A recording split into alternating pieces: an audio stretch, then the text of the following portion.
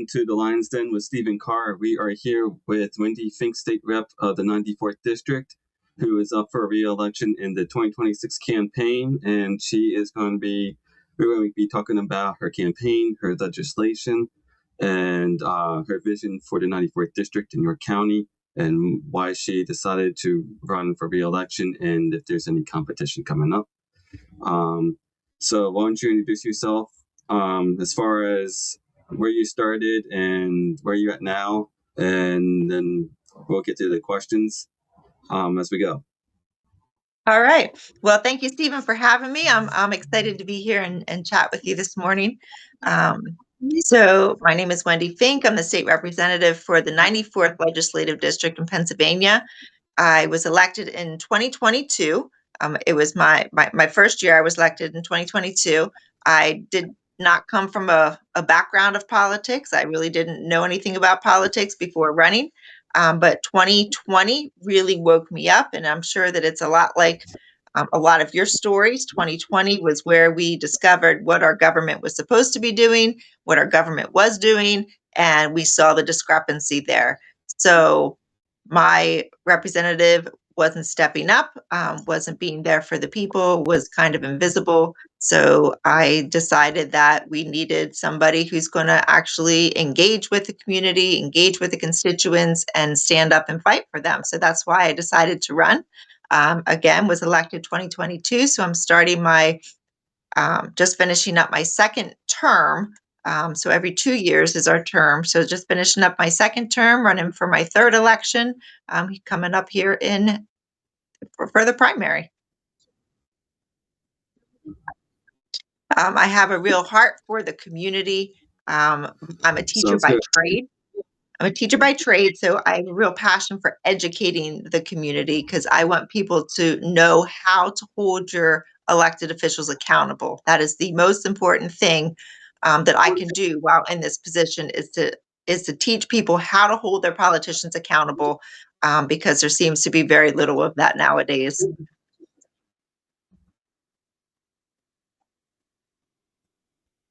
That is very true. We have become very uneducated and complacent with holding our local and state government accountable and fixing it the right way.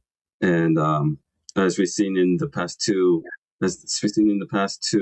municipal primaries, there was both low voter turnout because not everybody understands that that's where it all starts, is that it's the local government. As Mike Jones said, that the school board is what's taking most of your pocket and wallet change from you, not the local or not the state government and federal government, but the school boards with their taxes and income tax and all of that and property taxes. So that's why it's so important to vote locally, and it goes on up. Yeah, our local elections are so important. They are the most important election you can go out and vote for.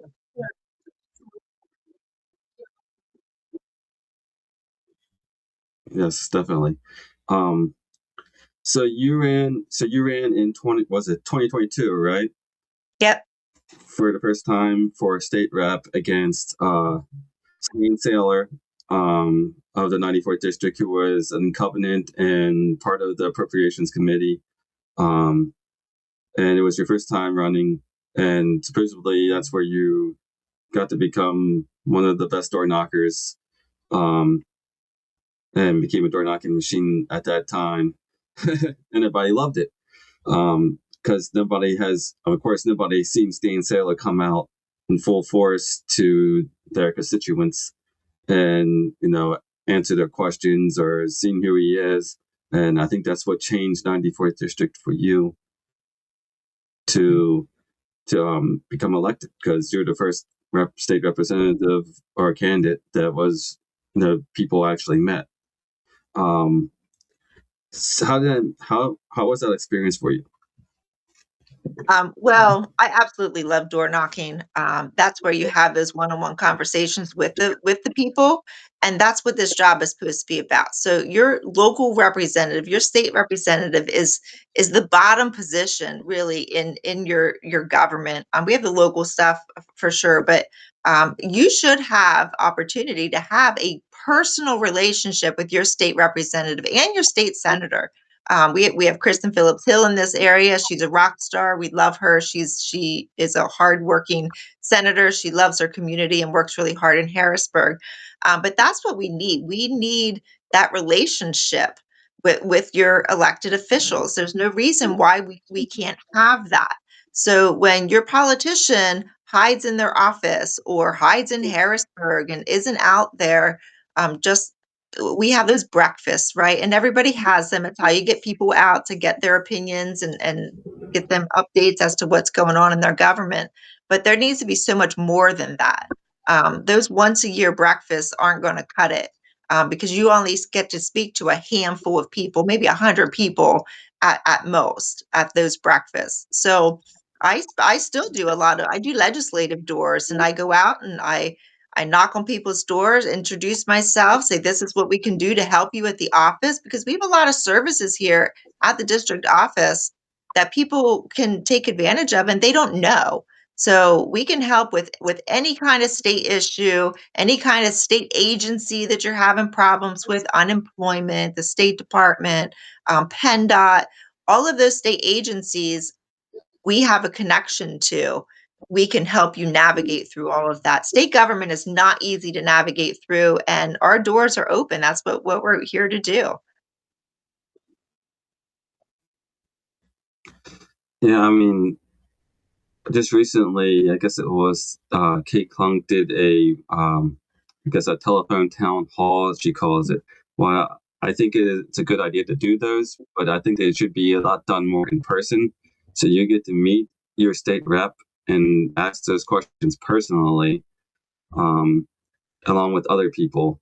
I mean, or you just hear her recording and what she's giving when I mean, it's not the same as being in person with your state, local representative or federal representative to ask the important questions, because it's that personal connection. Yeah, for Um, sure. Now those town so halls, yeah, I mean, those teletown yeah, halls are good to reach a massive amount of people. And quite honestly, Stephen, those in-person meetings we need people to show up to those. So people are much more likely just to answer their phone, stay on the phone while sitting on the couch and listening to their ideas, like Kate just had. I have the teletown halls as well, usually once or twice a year. But we really need people to get up off the couch and come to the events, right? I go out and I do doors. I know other legislators do for legislative purpose. Plus campaign stuff is separate, it's a little different, but we need people to get engaged. Come see us, come to the event so that you can ask your questions and get involved. There's something for everybody. And your government, your local official should be working for you. We can't work for you unless we know what your issues are. So come voice your opinions, tell us your concerns, your problems, and then we can work toward fixing them. this what this week you held the community dinner at Wisehaven with about what 300 some you posted, I think you said on Facebook, which is a good turnout. Did you fundraise a lot from that for your campaign? Yeah. So what people don't understand is this is really like three jobs in one. So we have Harrisburg staff where we vote on the legislation, write legislation to better the everyday lives of people. We have the district staff to help you navigate through those state agencies that we talked about. And then we have the campaign stuff, right? You can't do any of that other stuff unless you're reelected. So that takes a lot of time as well. Our terms in the state house is every 2 years. We're campaigning pretty much constantly, which takes a lot of time and money. So I had my big fundraiser this past weekend. We had a fantastic turnout. About 300 people showed up out at Wisehaven. The room was packed. We had a good time. Typically, I want to do something different. this time around because, quite honestly, we get tired of hearing our politicians stand up on the stage and just talk to us. So we took a little breather, had some comedians come in and just had a really good time. So just encouraging people, motivating people to let's get started on this campaign year and being encouraged. So it was good fun. And yes, we raised some money, which was good as well. That's good. So some questions: campaign and vision and goals. What motivated you to run for re-election, and how has your vision evolved since your first campaign? Well, I think my vision is the same as when I first ran in 2022. Like I said, I'm about educating the community. I don't think that we should have, incumbents there for 20 years. I think it's really easy to become complacent. Um, we could talk term limits. That has its pros and cons. But I think that if you're an elected official, you go, you do your job, you willingly step away at some point. I think that you'll know when it's time to step away. Um, but it really involves the people, the constituents. So there are two representatives in the state house that have been there for 20 years. They really opened my eyes as to what because being on the other side before elected, you think, oh, you should only serve this many years and then you're out, um, which we could talk about. But these two individuals, Kathy Rapp and Rob Kaufman, they've been in for 20 years, and the way that they care for their constituents, their community, is just as much as the day that they were elected. So I think that it can be done. I personally don't want to be here in this state house for 20 years. Um, I'd like to move on, do some other things, eventually get my normal quiet life back would be lovely for retirement. But I don't think that my vision has changed. I think that I'm pretty steadfast. My focus is education. Um, Educating in the typical sense, right? Our schools and what goes on in there, school choice, that sort of thing. But also educating the community, like I said. Election integrity is a big priority of mine. We need to fix our elections. If we can't fix our elections, then all is lost here in America. So saving the Yes. republic starts there. And just typically overall the proper role of government. I would like to see government out of our everyday life as much as possible. If there's a place for government, but it doesn't need to have its fingers in every area of our life. So proper role of government, the smaller, the better.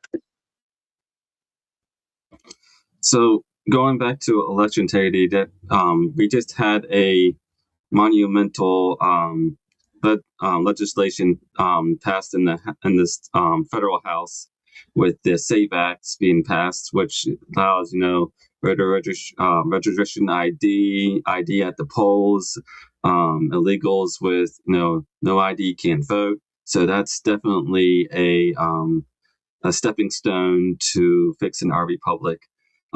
Even though Thomas Massey voted no on that, which is ridiculous. Even though he's a Republican, but yeah, it's definitely a stepping stone towards fixing our local and state and federal elections as we come up in 2026 and 2028.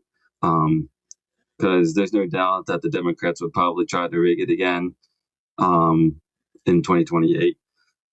So the other question was, what are the top priorities you want to accomplish in your next term that you feel weren't possible in the current one? Well, I have a couple election integrity bills out having to do with mail-in ballots being sent back to the precincts. I have a bill that would make Election Day a state holiday. So everything, the schools would be closed, and therefore it would require them to open up for polling locations, which I think is a common sense legislation, right? If you talk to our counties who are in charge of running our elections, and York County does a phenomenal job, but their biggest complaint, not just York, but all over Pennsylvania, their biggest complaint is that they can't find polling locations. That's why you see schools or churches So or polling locations with two, three precincts in them at all at one location. I call bullcrap on that. I think that we need to open up our schools.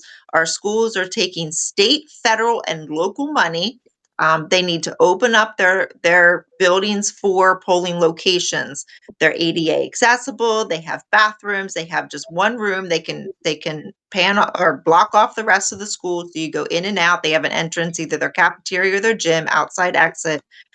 It would be easy peasy. It would fix a lot of problems, and it would allow us to get our precincts down to 1,200 voters or less, which is what the requirement in statute is. I have precincts in my district that have like 8,000 constituents in one precinct. The statute says it must have 1,200 registered voters or less. This is an Because easy fix. that frees up the sorry, that frees up the 18-year-olds, the seniors and juniors, to go out and vote because they're all school, and so that adds more to the voter registration and the votes in the election. Actually, it came up. I wasn't on the school board when it came up at the time, but apparently Commissioner Julie Wheeler put in, I guess, asked us if we could use our school or one of the school's facilities for a precinct at that one election, and apparently she never needed it, but she should have. I mean, but then you would have to kind of shut down all the schools because you can't just shut down one school. So, So, and for it. our school districts have the ability. They know when the elections are. They do plan out a year ahead, so they could be planning for next year and scheduling off those days for the elections and opening up your school. Your school board members have the authority to do that, and especially since COVID, we have Zoom days, right? We have flex days. I think Redline calls them flex days. Whatever the different school Yeah. districts have names for them. It would be it wouldn't be difficult, right? You close, you can still have a regular day of school, just have it through Zoom, like they do so often on snow days or storm, whatever the emergency is. It's an easy fix. It really is. Right. How do you define success for your campaign beyond simply winning? Well, it starts with winning. You can't do anything unless you win. So that's our focus right now. There is talks of a challenger coming up, which I'm not opposed to. Right, I wouldn't try to talk somebody out of trying to run. I think it is your right to run, and personally, competition makes you better. Right, so somebody runs against you, you're going to just work a little harder, and I think that's good. I think that's good for the people. So I'm not opposed to having a challenger. I think it's just going to make you work harder. But Mm. success, I think that's a really hard thing to define being in the legislature, because it takes a really long time to get a bill passed. I don't know that I would put my um, definition of success into getting a bill passed or certain thing done. I think it's more about educating the community and standing up for all the crazy stuff that's happening in the state house in Harrisburg right now. There's so much crazy stuff happening. Just recently, right before Christmas, they passed a bill through the House. I was a heck no on it, but it's basically abortion on demand up to birth. Like, these are things that we're Yeah. standing up against in Harrisburg. It's not moderate stuff. And if anybody who thinks His Excellency is a moderate, they're portraying him as a moderate. He definitely is not. He is all for these far left wing legislation coming through, and it's not good for Pennsylvania. Pennsylvania is not extreme. We are the middle. We are in the middle here. So I'm called a right wing extremist. Three things I believe in, Stephen, as a legislator: we should not be killing our babies, we should be keeping our guns, and keeping our taxes low. That doesn't sound extreme to me. That seems moderate. I think every person in the legislature, in the General Assembly, should be believing in those things.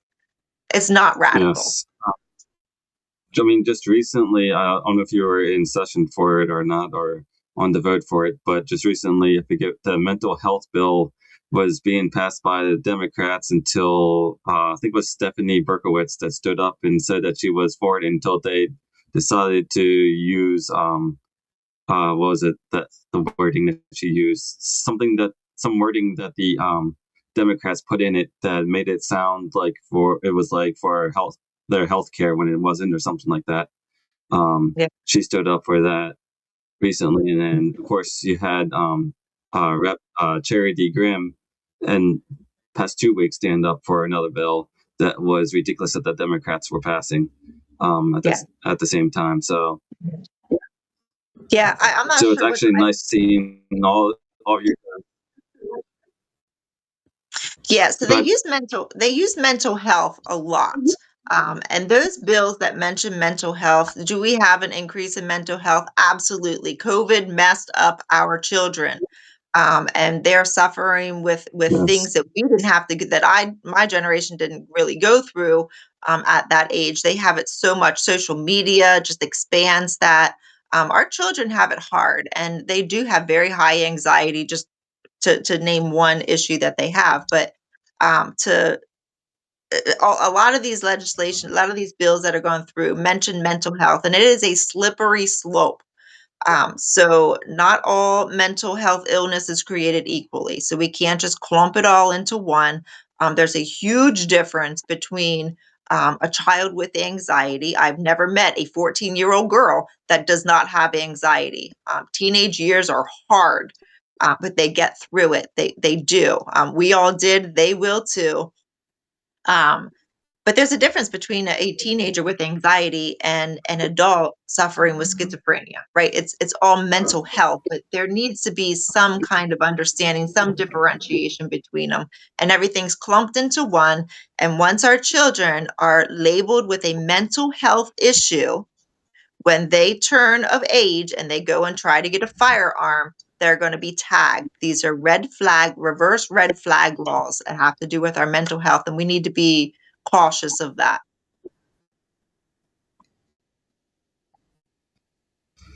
yeah. I was just reading I'm reading middle of reading an actual book called Bad Therapy by Abigail Schreier.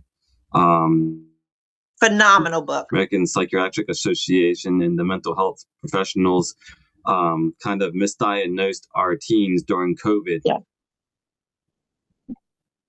Yeah.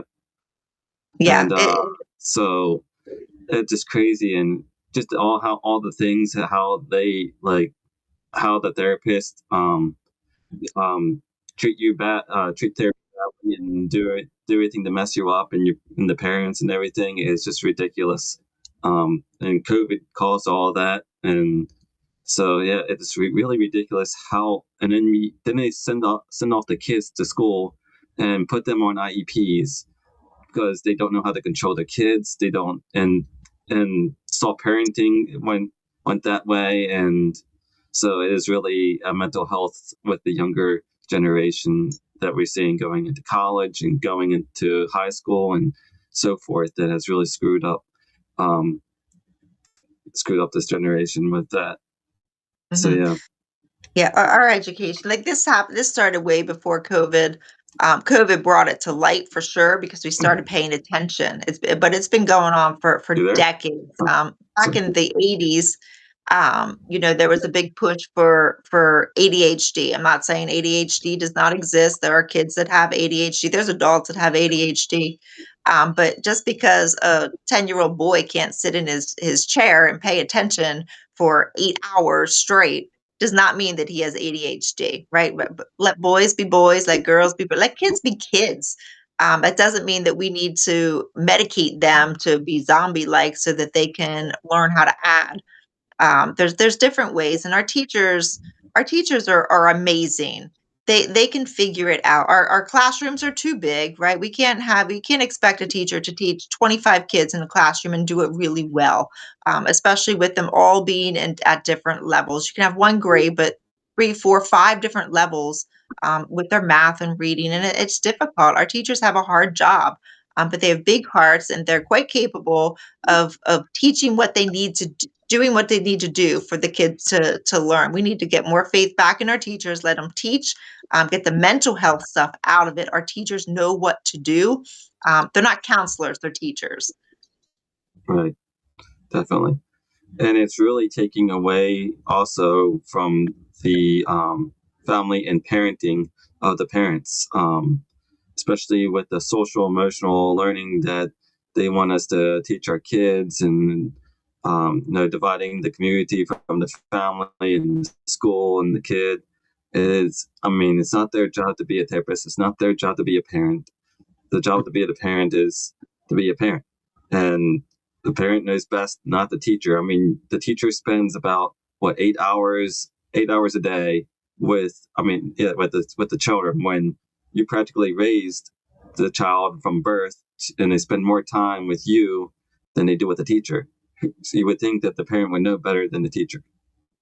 Yeah. Well, our parents are, excuse me, our parents are really busy, right? So everybody's working full-time jobs, mom, dad, sometimes part-time jobs on top of that.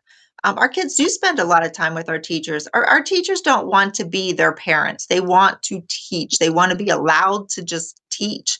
But the state and the local, the federal government, they put all these mandates on our school, on our teachers to have to teach certain things. Mental health needs to be taken out of our schools. Like I said, our teachers are not counselors.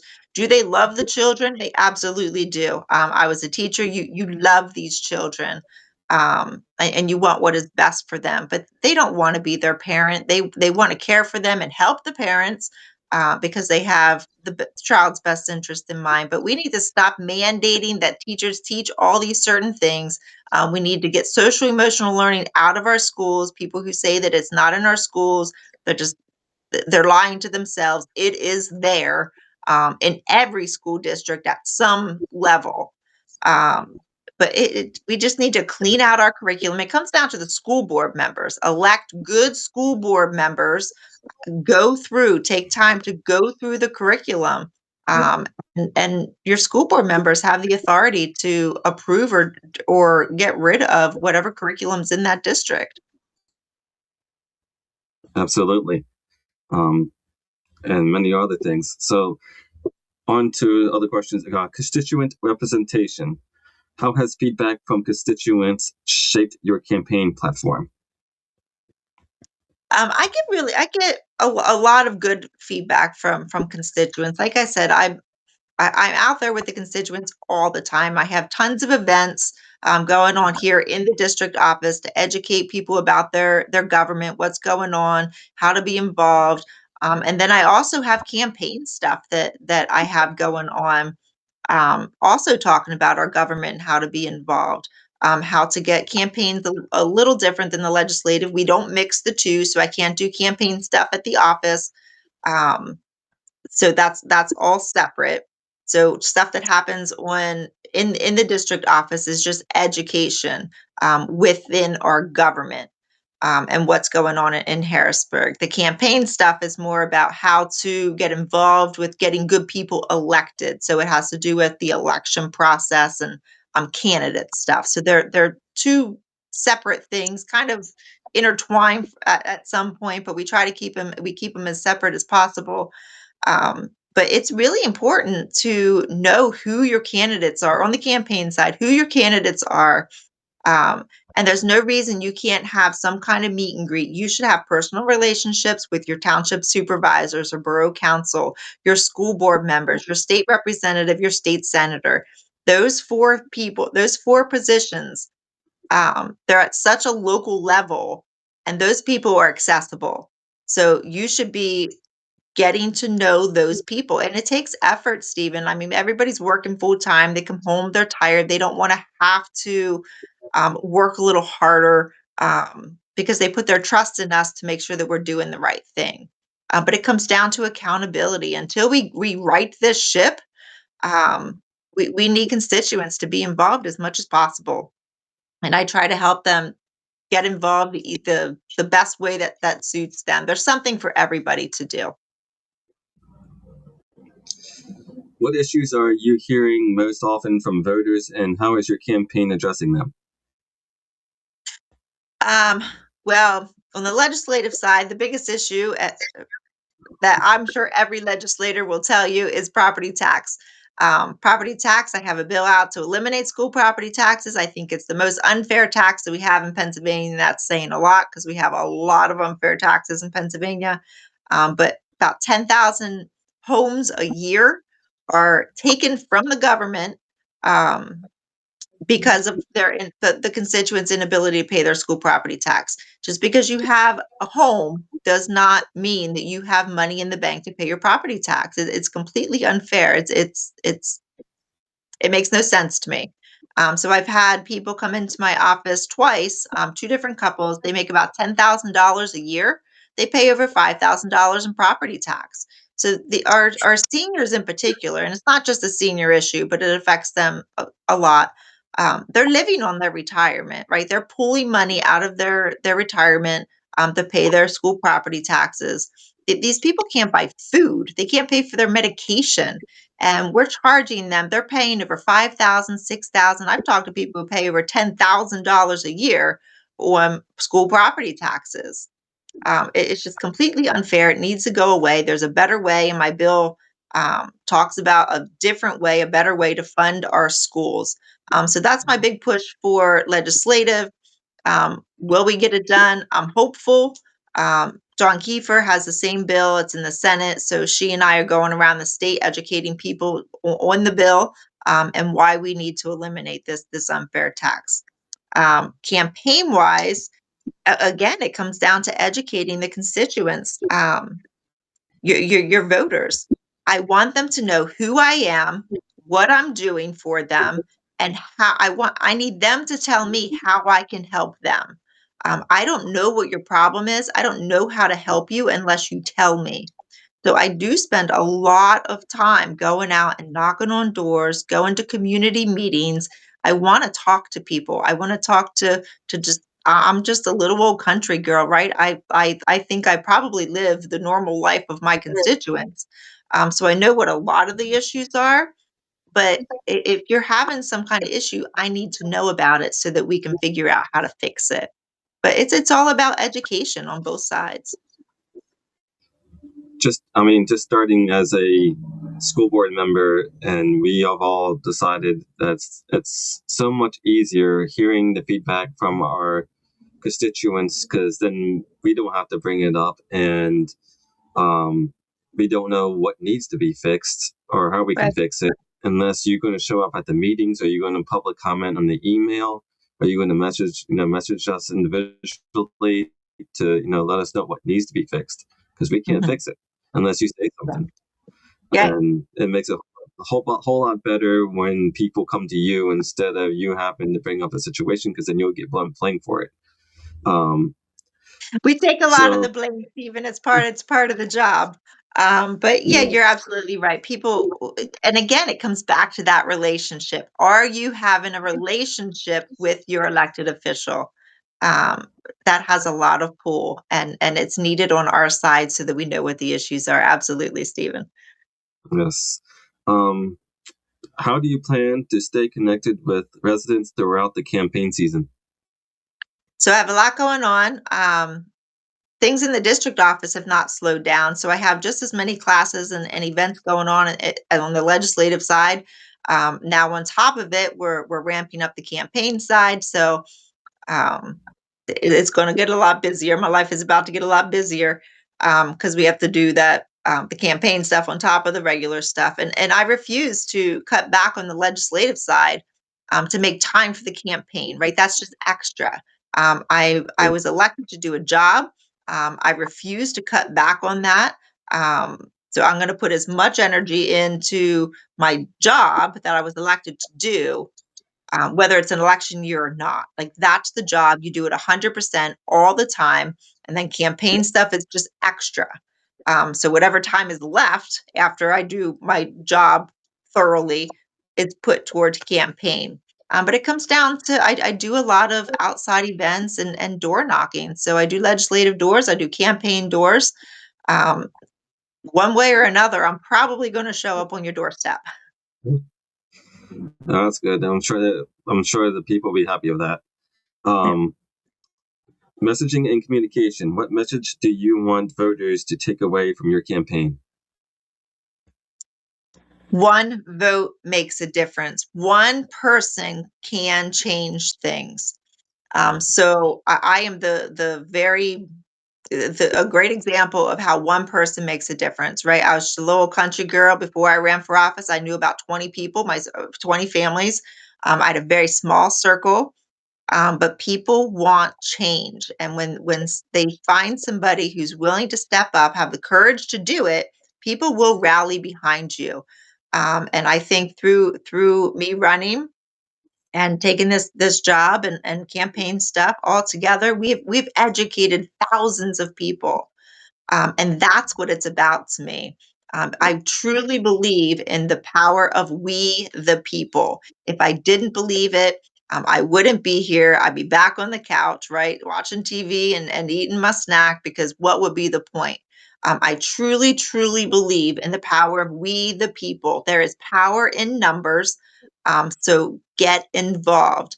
There are state house representatives that won Torrin Eckert when he first ran. He's now resigned. He's a judge now. He's sworn in as a judge in January, but he won his election by one vote. Jamie Walsh in Luzerne County, he won his election by 4 votes. So when people say my vote doesn't matter, it might not be getting the president elected, but it is getting your local official elected. So when we have turnout, like the last couple of times, the one primary, we had like 2% turnout. That is crazy to me. Here in York County, the primary is where we win elections. We don't often have a general. We're 2-to-1 Republican in this area. Typically, the Republican is going to win. Not always. I'm not saying you take it for granted and not work. But I'm saying the real fight comes in the primary. So we need people to show up for every election. If there's a special election, show up to the special election. Get involved, find that one person they're around, find your precinct person, who's your committee person in your area, get to know them so that they can get on some kind of communication with your with the GOP or with your local candidate, so that you know what is going on when those elections take place, because most people don't even know when the primary is.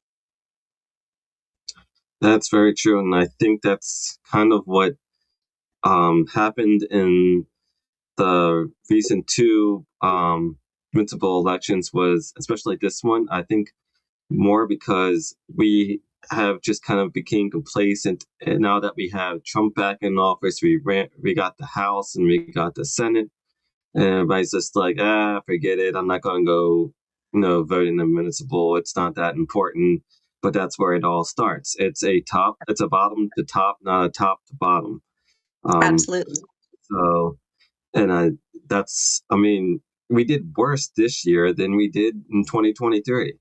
And Yeah. that was 2023 was even a more contested and challenging year, because we had the whole COVID with the school board, and we had the CRT and social emotional learning, where we got what, 50 or 90% of school boards flipped in York County, but still we lost the state. We lost the state offices and some of the county offices to because there wasn't enough turnout.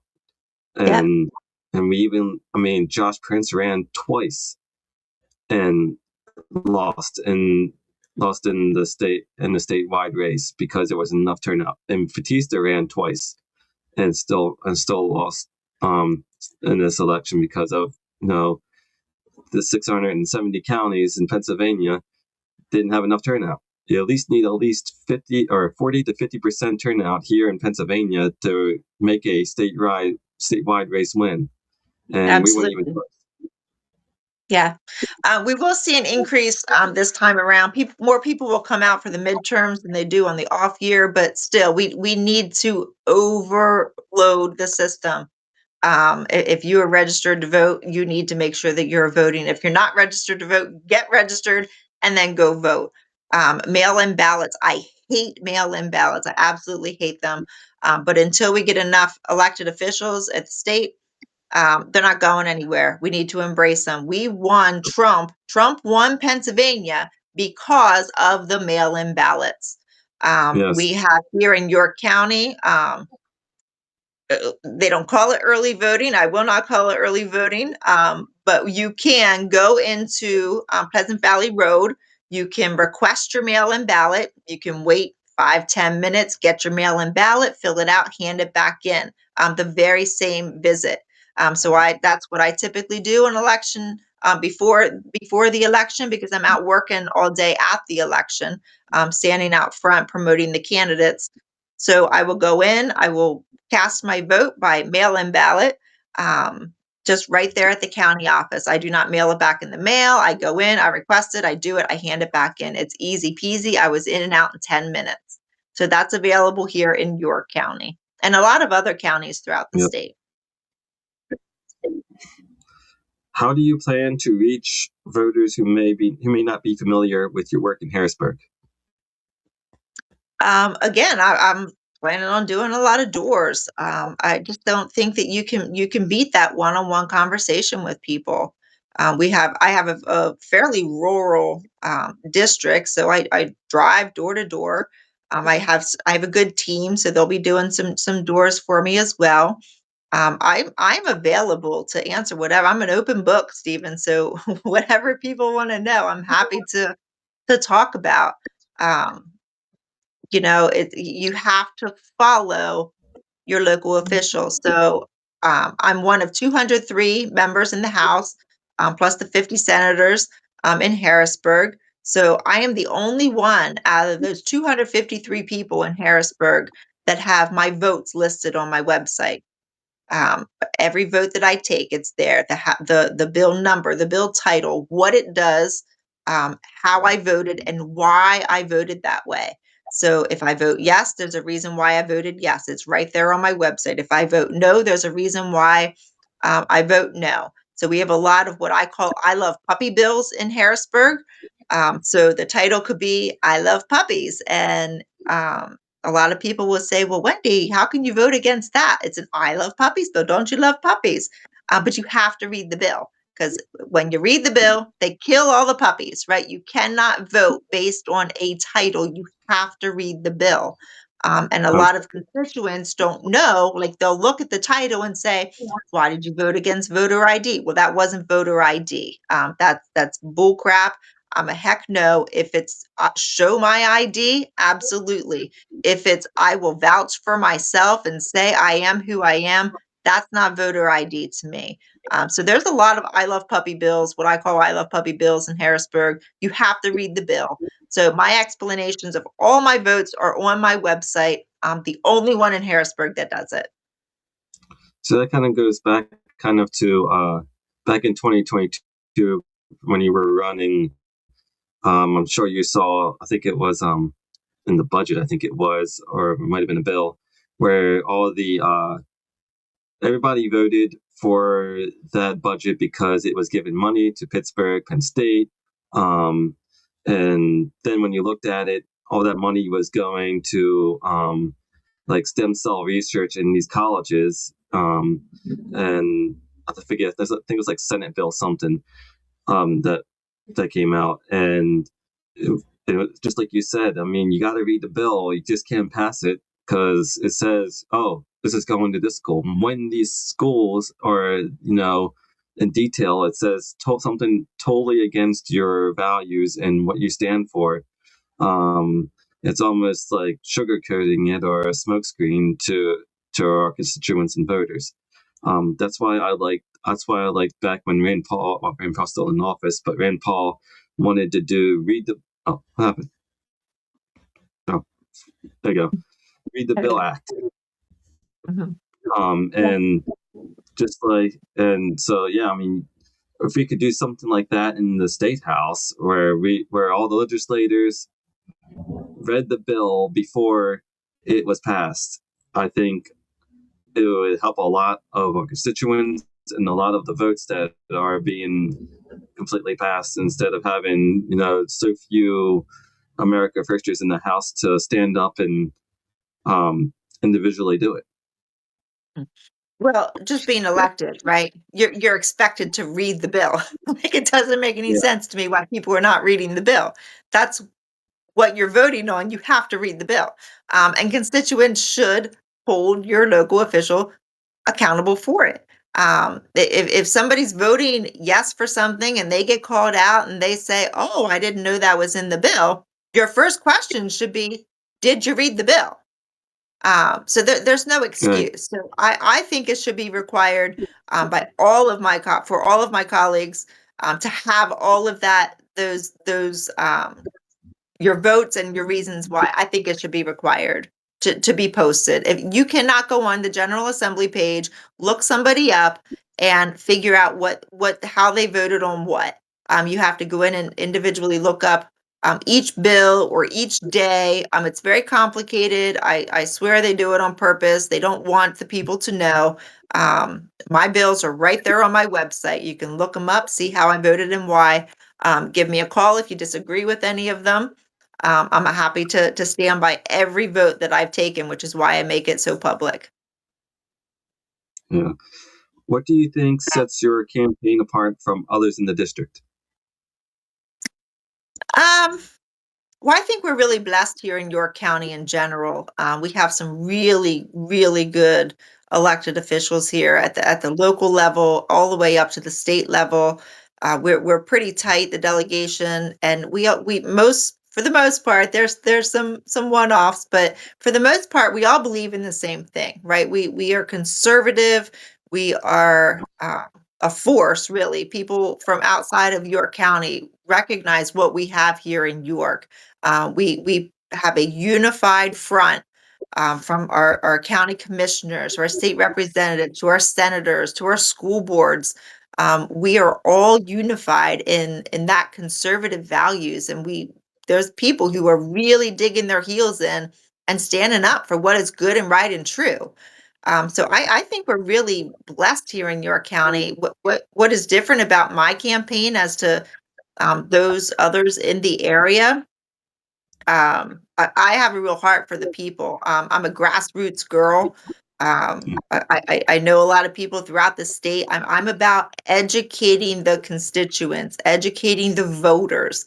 And I hold the voters accountable too. Like, what are you doing to get to know your candidates? I can lead them to water, right? Can't make them drink, but Right.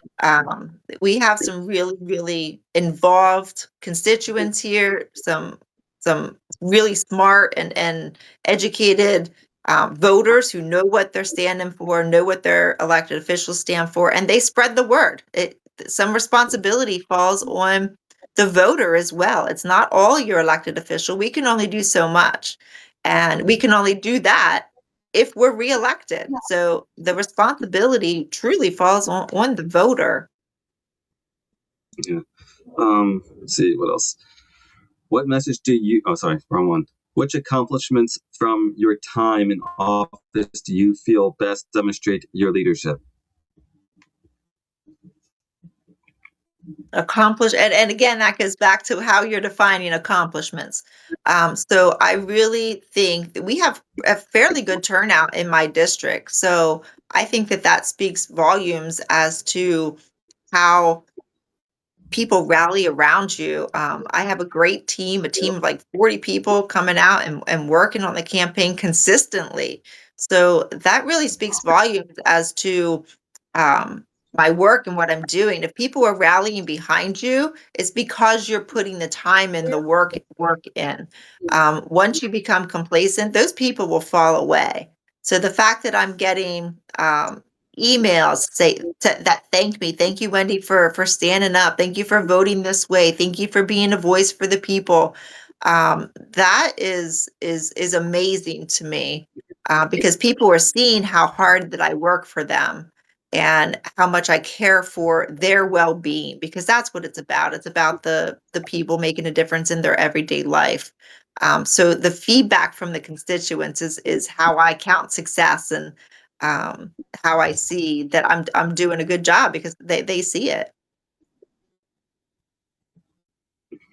What lessons from your first term are influencing how you're running for this campaign? So the first term was unbelievable. Like I said, I knew about 20 families before I ran for office the first time that has snowballed, but people will come out of the woodwork to help, and they didn't know me at all. So I really had to I had a lot to prove to them, and for them to vote for, I'm just a nobody, right? They didn't know who I was, didn't know anything about me. They took some time for the meet and greets to get to know me, and the mailers, right? There was a lot of mailers my first time around, 75 the first time around. It was crazy. But as they get to know me, they really stand behind me because they see that I'm doing what I'm trying to do, what is good and right and true, and standing up for them, and they're still there. Like that, it's unbelievable. It's an unbelievable feeling to see these people who have they took a chance on me. They didn't know anything about me. They knew what they were getting. Um, if they would vote for my opponent, right? He was there for 30 years, so they knew what his votes would be. They knew what they were getting. To completely flip on that and to take a chance on somebody that they have no idea, like they had no idea what I would do once I was voted in. That took a lot of faith, and I so it's so humbling, and to know that they're still around supporting me, it's amazing. So it takes a team, and this is about the constituents and the team. Are there any votes or positions you've taken that you feel have been misunderstood and want to clarify? So there's a couple votes.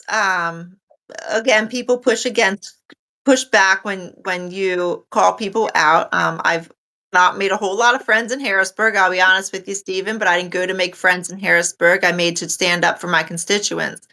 So there was one particular bill that came through. This was last summer. It was House Bill 771. It was a Mahaffey bill. It was entitled Voter ID, and this is the a prime example of an I Love Puppy bill. So I was told, Wendy, you can't vote against voter ID. I said, I'm not voting for this bill. It is not voter ID. So some people who were unhappy with me, I made a bit of a stinker for it about it in Harrisburg and throughout the state. But there were people who said, Wendy, you can't vote against this. I said, I will vote against this because this is terrible, absolutely terrible. So some of the opposition in Harrisburg paid to have phone calls made in my district with people calling, paid people calling saying, call Wendy's office, ask her why she's blocking voter ID. Now that if I got a phone call about that with having to do with my elected official, I'd be like, what the heck? Why is she voting? Why is she stopping voter ID? Because that's huge, right? So I got the opportunity to talk to all these people about what was actually in the bill. This bill, it comes down to you could have somebody vouch for you as your ID, right? So Mrs. Smith can say, oh, that's Wendy. She's been my neighbor for 20 years. Yeah, let her vote. So I would be able to go vote regularly. Or if I couldn't find anybody in the precinct, I could just, pinky promise Stephen that I am who I say I am. I'd go vote regularly. Like it's absurd. So those I Love Puppy bills are very, very dangerous. And there was a lot of my colleagues that would have just voted for it because it said voter ID. It's all about messaging. It's all about having that relationship with your constituents so that you can explain why you were a yes, why you were a no, and explain what the bill actually says. It takes a lot of time, a lot of effort, but that's what you should be doing. It's all about the messaging, right? So this is why I voted this way. And if somebody's going to blast something, people are going to believe what they believe, right? I'm sure that those phone calls made a difference in somebody's life, and they will never vote for me again based on that phone call, which is a complete and utter bullcrap. It's complete lies. But people are going to believe what they're going to believe. You have to use discernment and just ask questions. Like I said, I'm an open book. So, but that bill was tabled.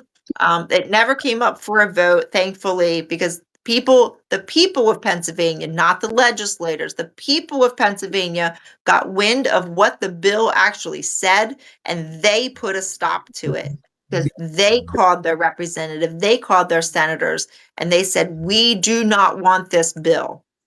They knew what was in it. They spread the word, and they killed the bill. So that goes all the way back to the very beginning, Stephen. There is power in numbers. We, the people, make a difference. That's why that's why I like watching War Room with Bannon, because when a certain bill comes up like that, he says, call this number or use this app to contact your legislature or your house and tell them you want this done. And that's what needs to be done in the state level as well as the local. I mean, Absolutely. call your school board and tell them what your concerns are, or your state house, and say, hey, we don't want this bill passed, or else it's going to be passed. Because I mean, right now Republicans don't have a majority in the House right now, and so it's going to go the other way. So it it's is all possible to kill a bill. It is possible. They do have a one-member majority. Dems have a one-member majority in the House, but it is possible to kill a bill. It takes a lot to get somebody to flip on the other side, because they're consistent. Like they're loyal to their party, which is the problem, right? I tell people all the time, one party's as bad as the other. There's corruption on both sides. You need to hold your elected official accountable. They should be loyal to you, not your party, not leadership. I am loyal to my constituents. yes, and it's also the reason why we are losing elections, because the Democrats know how to stick together and unify. Right. We are infighting with each other, deciding what candidate is better than the other, and they're winning on the other side. So absolutely. So we have primary and general elections. Primary, we can duke it out, Republican against Republican. Let the people decide the day after the primary whether your candidate won or not. We have to all get behind that candidate, because we should not be fighting against one another. We should be fighting against, this is good against evil. We need everybody on board, whether it's your choice candidate or not.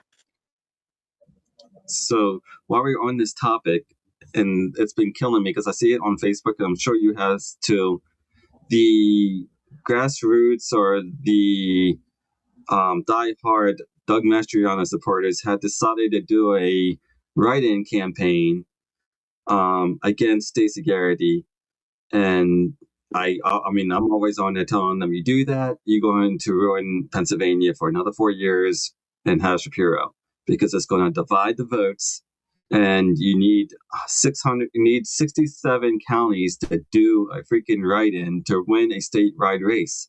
But how are you going to get people to even do that? And I mean, GOP already put up two candidates now, Jason Ritchie and Stacey Garrity. The party and the people need to unify behind that person. Because, I mean, you just can't beat the machine. So, I mean, unless you have somebody that's like Mike Jones and the PA Economic Growth PAC that put you and Joe Dorsey up against, Stan Saylor and Keith Gillespie. I mean, it's possible if you have a PAC. But if you're an individual person running against a state committee GOP endorsed machine, then it's very little chance that you're going to be in the general election. Yeah, so I have a lot of respect for Doug Mastriano. 2020, I was not involved in politics before 2020. Like Doug is those fireside chats with Doug is what got us all through COVID. It seemed like he was the one that, we all ran to. Like I remember sitting on the couch, oh, it's time for fireside chats with Doug, to know what was going on. So I have a lot of respect for Doug, but Doug decided not to run. So if Doug wanted to run, he would have put his name in, but he decided not to run. So the organizing a write-in vote for somebody who chose not to run, it's crazy to me. It would be different. We'd be having a different conversation if he threw his hat in and is running a campaign against Stacey. I am all in for Stacey Garrity. She is the treasurer of Pennsylvania, so she's the money girl, right? What's the biggest problem we have here in Pennsylvania? It's our spending. our budget this time around is like $7 billion over revenue. She is the perfect person for this position. She's the perfect person to replace His Excellency Josh Shapiro. He's very dangerous. Like I said, he is not a moderate. He is all in for all the communistic issues coming to Pennsylvania. He's all in. And it's very, very dangerous. We need Stacey to win. We need all hands on deck. We need everybody out there saying her name everywhere you go, and getting out there to vote. Sign up to work outside the polls. If there's nobody signed up to do the poll greeting when people come in at your precinct, reach out to the GOP. Say, I will work this many hours outside the polls. It's so important. Stacey's our girl. And again, I have a lot of respect for Doug, but he didn't put his hat in the race. So why are we trying to elect somebody who doesn't want it? It's insane to me. So just to lay out some facts for the people that are watching or listening in on this, Stacey Garrity in 2021 ran without Trump on the ballot. And in 2024, she ran with Trump on the ballot. In 2024, she also beat Shapiro's votes by 3.9 million votes, most votes for a statewide row office, beating Shapiro.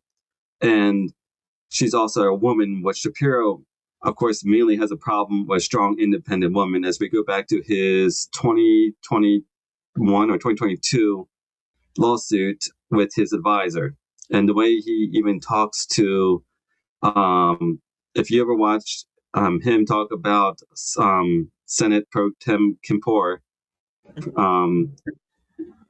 Kimord, that he just, I just heard him say, completely put her down during an interview with him about the advisory thing.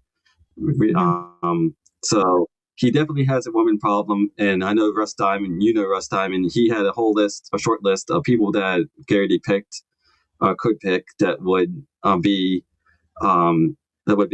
her lieutenant governor. And none of them were picked, of course, but it would have devastated Shapiro if it was a 2-woman ticket. But we still can win with Stacey Garrity being the governor, because it's obviously he's got a woman problem, and we got one woman in the race. So, and it's about time that we actually had a woman for a lieutenant governor, which I much appreciate that it is something different, of course. But these are the facts. You can't beat a statewide row office with 3.9 million votes, beating the now governor of Pennsylvania. She's got the effort behind her. She's got grassroots behind her, and we've seen Doug Mastriano. He got to the general election, but he lost. He could not do it. He just simply wasn't. I'm going to be blunt with this. He was unelectable when it came to it, and he went too far on things, in my opinion. Of course, and he just lost it. Especially the woman vote, with how far he went on the abortion. So we can agree to disagree on the unelectable statement, Stephen. I think anybody is, if they have the movement behind them, they can be elected. And again, I have a lot of respect for Doug. People didn't, the party itself didn't get out behind Doug. And I think that's the difference between Doug's race and Stacey's race. The party, I think, has learned, and they're standing united behind one candidate. Again, Doug did a great job. He did the best he could. We had our own people fighting against each other during his campaign. We were a complete and utter mess at that time. We've unified since then, I think. So I think Stacey's got a great chance. Again, she's our candidate, and she's the money girl. So she's going to pull it around. But again, she needs help, and it comes down to the people. So she needs you on her campaign. She needs you out door knocking. She needs you making calls. She needs you giving money. Shapiro already started his campaign with $30 million. So we're already $30 million behind, right? While money doesn't win elections, it takes a lot of money to run an election. Yep. You can't do it without it. So You need I money in would the ask all of your listeners, volunteer your time, volunteer your dollars, write a check. So, back to some of the questions. What core values guide your campaign strategy and policy priorities? I am guided by three things. So, first of all, what does God want for me? That's my first priority. I have to lay my head down at night and know that I've done what is good and right and true. And that's always my first priority. What does God say? What does the Constitution say is my number two. Are things that I'm doing constitutional? Or are they fighting against the Constitution or are they strengthening it? And then my constituents, is this good for my constituents? It might not be good for all of Pennsylvania, but is it good for my constituents? That's who I'm loyal to, and that's who I'm going to fight for. So, um, God first, Constitution, my constituents. That's my order for everything that I do, whether it's an event or a bill that I'm voting on. Those are my priorities in that order always. How do you balance your personal beliefs with the diverse viewpoints of your district? So again, I everything I do has to align with what God wants for me. Then the Constitution, then my constituents. If it gets to a point where my constituents can't support me because of those first two, because I'm doing what God's will or the will of the Constitution, those two things. Once my constituents can't support me, they'll vote me out. If there's a time where my pro-life stance um, gets me Right. unelected, by all means, unelect me. I will not stand by, I will not compromise biblical and constitutional truths for a vote. I will not ever vote for abortion on demand up to birth because my constituents want it. I will not, I cannot. Again, I'm the one that has to lay my head down at night. And it is not worth. I fear God way more than I fear man. So those are my priorities, and I will not move from it. Amen. How do you approach issues where constituents are deeply divided?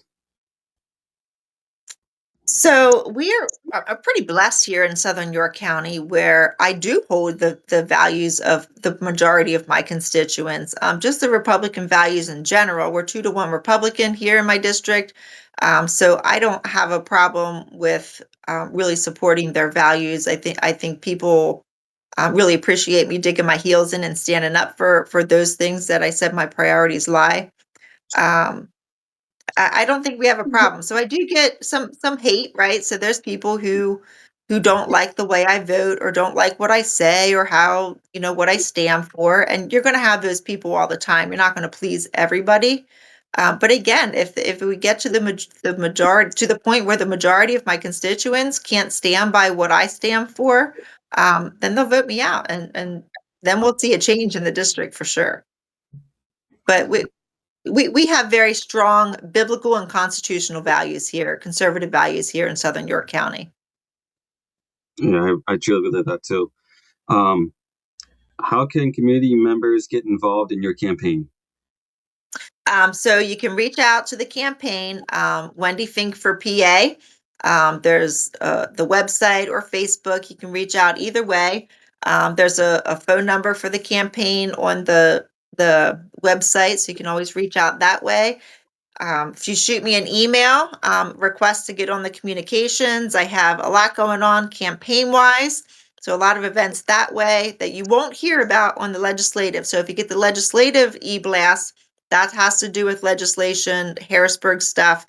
If you want to know what's on the campaign, going on the campaign side, you have to shoot me an email at wendyfinkforpa at gmail.com and shoot me an email, say request to get on the mailing lists, and you will get my emails and know what's going on. We have campaign meetings going on fairly often. We have one coming up this weekend. So if anybody is interested in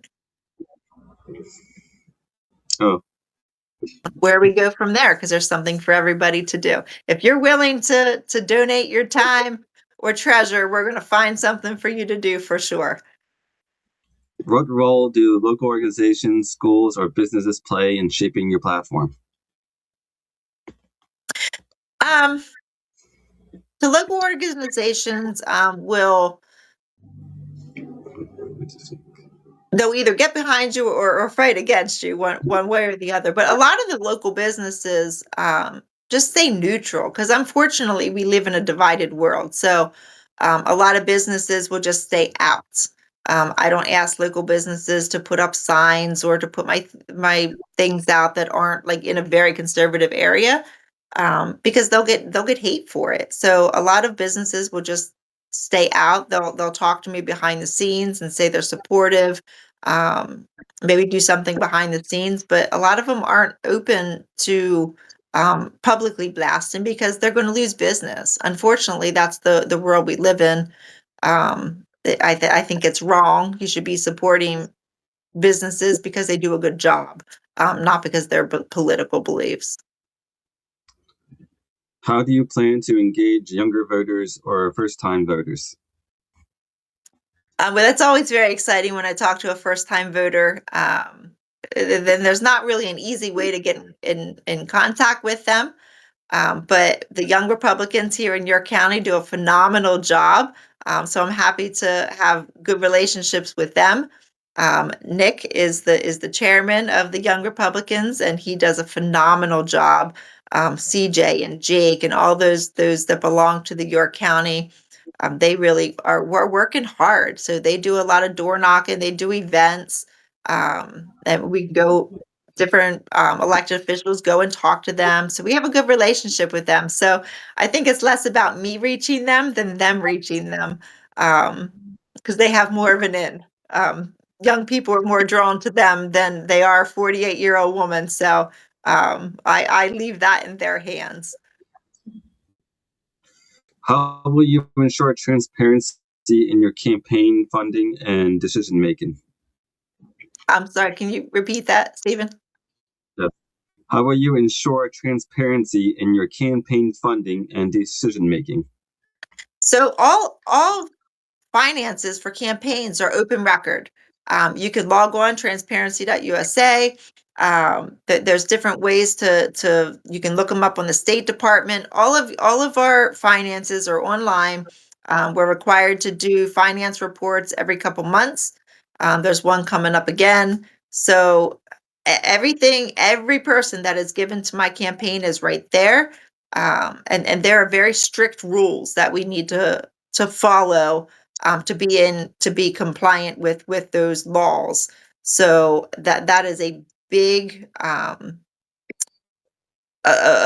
big issue. So we're making sure that I have a treasurer who does a fantastic job, make sure that we're following all the rules, because we don't want anybody getting in trouble. And I want to be transparent. So it's all right there online. It's easy to find. What commitments are you making to maintain accountability if you're elected? Again, I think it just comes down to being available. I'm everywhere. I'm not hard to find. Half of York County has my cell phone number, so if you have a question, call me. I'm happy to talk about. I'm an open book. Whatever you want to know. How do you plan to measure and report progress on your campaign promises? My campaign promise is to do what is good and right and true. If I'm not doing those things, then my constituents need to reach out to me and hold me accountable. And I teach you how to do that. Again, half of your county has my cell number. So if you're having a problem or have any questions, you give me a call. If you don't, shoot me an email, and I'll respond to it. We can set up, have some coffee, whatever somebody needs, whatever voter needs. I'm happy to accommodate. We can go have coffee, talk about whatever it is their questions are. Again, I've got nothing to hide. So to close up to close us off, you had said that there is there could be a challenger in against you in this election. I've looked everywhere. I haven't found anything on Ballotpedia or online, do you expect this to be in the general as an independent or somebody or a as constitutionalist party, or in the primary with a Democrat or Republican?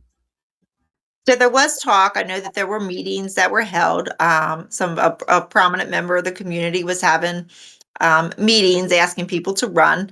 As far as I know, all of those people for the primary have said no. They're not interested in running against me. They think I'm doing a good job, which is fantastic news.